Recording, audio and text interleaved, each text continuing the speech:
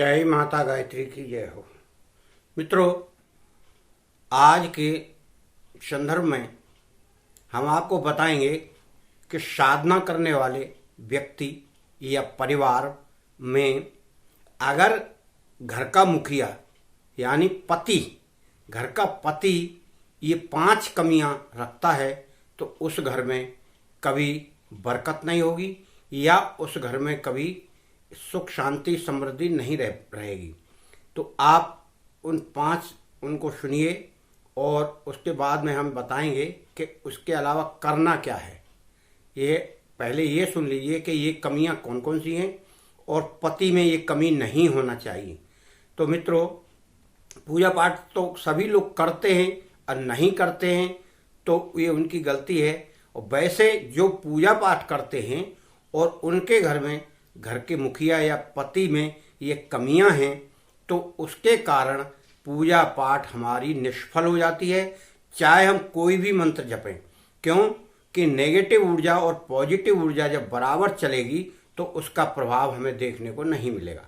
इसलिए मित्रों, हम आपसे करबद्ध निवेदन करते हैं कि जहां पूजा पाठ आप कर रहे हैं तो वहां पर घर के मुखिया या घर के पति को भी अपने आप में सुधार करके उस पूजा पाठ में सहयोग करना चाहिए। यदि पत्नी कर रही है तो पति को सहयोग करना चाहिए और यदि पति कर रहा है तो पत्नी को सहयोग करना चाहिए।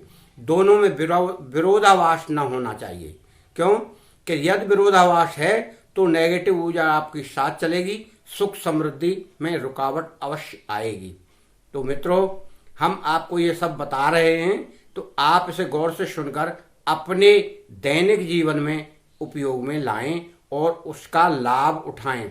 तो मित्रों, कि जिसमें हम ये बता रहे हैं कि घर के मुखिया को क्या क्या करना है और क्या क्या नहीं करना है।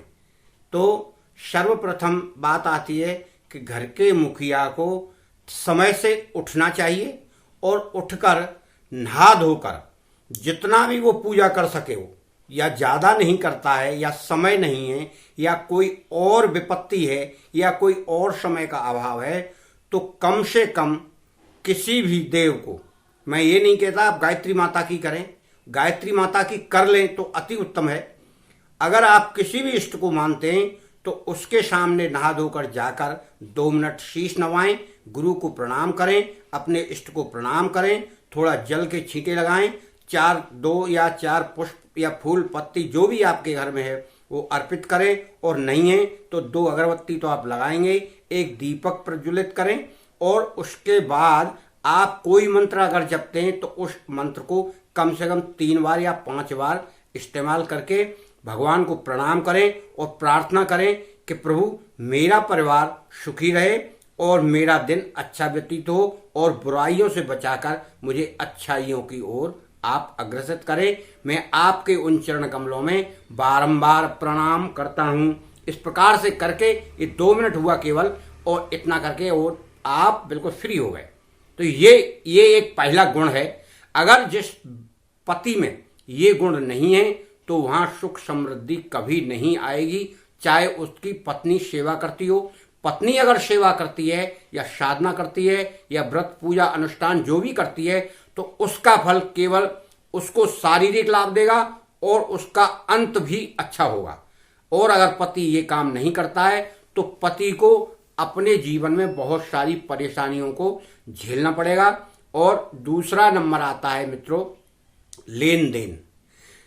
पति को लेन देन में बिल्कुल खरा होना चाहिए, सत्य होना चाहिए। यदि किसी को लेने और देने का वायदा दिया है तो उस वायदे पर वह पूरा खरा उतरे और उसे चूकने नहीं देना चाहिए। यानी अपनी वाणी की सत्यता या सोच समझकर किसी को वायदा दे और यदि वायदा दिया है तो उस वायदे पर वह इंतजाम करे उसका लेन देन का, जिससे आपकी गृहस्थी चलती है। आप किसी को झूठ बोलकर बहाना मारकर टरकाएंगे तो आपकी गृहस्थी में बड़ा भूचाल आएगा और बवाल होने से अशांति होगी और गृह कलह भी होगा।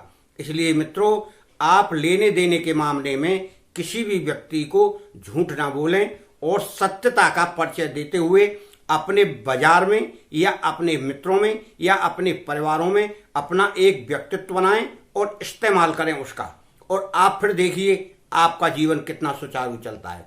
तीसरे नंबर पर आता है कर्जा। कर्जा आप लेते हैं और देते हैं, पहले तो ये सोच कर लेना चाहिए कर्जा कि हम इसको लौटाएंगे कैसे। दूसरा, अगर आपने ले ही लिया है तो आपको उसकी समुचित व्यवस्था करना है कि हमें इस तरह से लौटाना है, और उस कर्जे के विषय में अपने परिवार के जो समझदार व्यक्ति हैं उनकी नॉलेज में वह कर्जा रहना चाहिए, डालना चाहिए, बताना चाहिए, और उनसे पूछकर ही कर्जा लेना चाहिए, और देते समय भी उनको बताकर देना चाहिए कि यह इतना रुपया या इतना कर्जा मैं उसको वापस कर रहा हूं।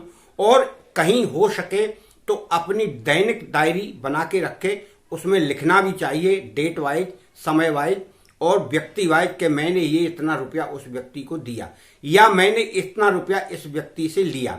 इससे क्या है कि प्रत्येक सदस्य को पता होगा तो सबको उसी हिसाब से गृहस्थी चलाने में मदद करने की सहमति बनेगी।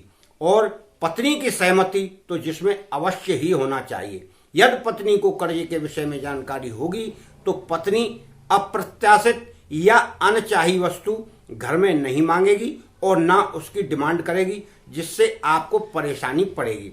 इसलिए आप कर्जा लेते देते समय अपनी पत्नी की नॉलेज में जरूर डालें। अब चौथा नंबर आता है दैनिक कार्य। यदि कोई घर का पति दैनिक कार्य नहीं करता है तो उसकी गृहस्थी सही चलेगी नहीं। इसलिए उसको, मैं ये नहीं कहता कि कोई सरकारी नौकरी है तो सरकारी नौकरी करे। इस दुनिया में जीवन चलाने के लिए बहुत सारे कार्य हैं, कोई छोटा कार्य है कोई बड़ा कार्य। सब बड़े बड़े कार्य करेंगे तो छोटा कौन करेगा।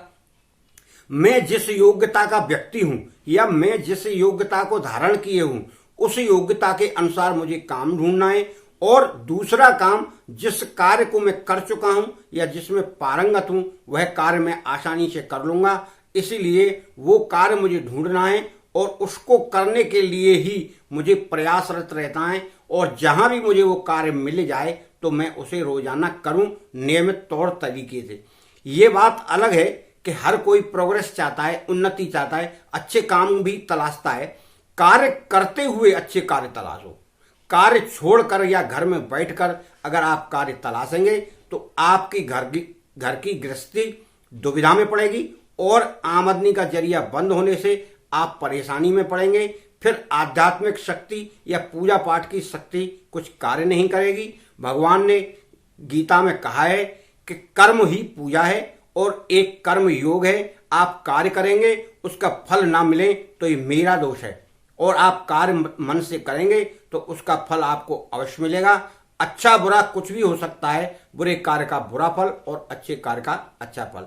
इसलिए मित्रों, आपको दैनिक कार्य रोजाना करना चाहिए। साप्ताहिक छुट्टी है, आप उसको मनाइए, अपने घर परिवार के साथ मनाइए, बच्चों के साथ मनाइए, थोड़ी खुशी उन्हें भी दीजिए। इस प्रकार से आपके घर में सुख और समृद्धि का वास होगा। तो मित्रों, इस तरह से हमने बताया आप दैनिक कार्य करें। सबसे लास्ट और महत्वपूर्ण विषय होता है नशा का। जिस घर में कोई भी पुरुष या स्त्री नशा करता है वो नशा इतना भयंकर होगा जितने परिवार के लिए भी घातक होगा, और जितने खर्चे में वह नशा करता है उतने से आधे खर्चे में घर का पूरा खर्च चल जाएगा और आपकी समृद्धि बनी रहेगी। क्यों कि नशे में दिमाग खराब होने के साथ साथ स्वास्थ्य भी खराब होता है और आर्थिक नुकसान भी होता है। उससे बचने के लिए हमको नशा से दूर रहना चाहिए, और अगर कोई व्यक्ति दूर नहीं रह सकता है तो उसको उचित मात्रा में उस समय पर करना चाहिए जब वह अपने लास्ट समय के इंतजार में हो कि भाई अब यहाँ कोई ना आएगा ना जाएगा, और ना अब मुझे किसी के पास जाना है, मुझे खाकर सोना है, तो वह उसका इस्तेमाल तब करे। क्यों कि वो उसके बगैर काम नहीं चल रहा है, तो जिससे नेगेटिव ऊर्जा केवल उसी तक सीमित रहे।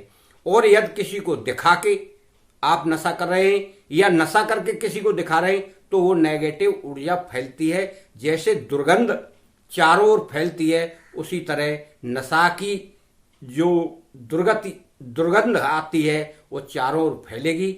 उसी प्रकार नेगेटिव ऊर्जा भी हवा के साथ फैलती है।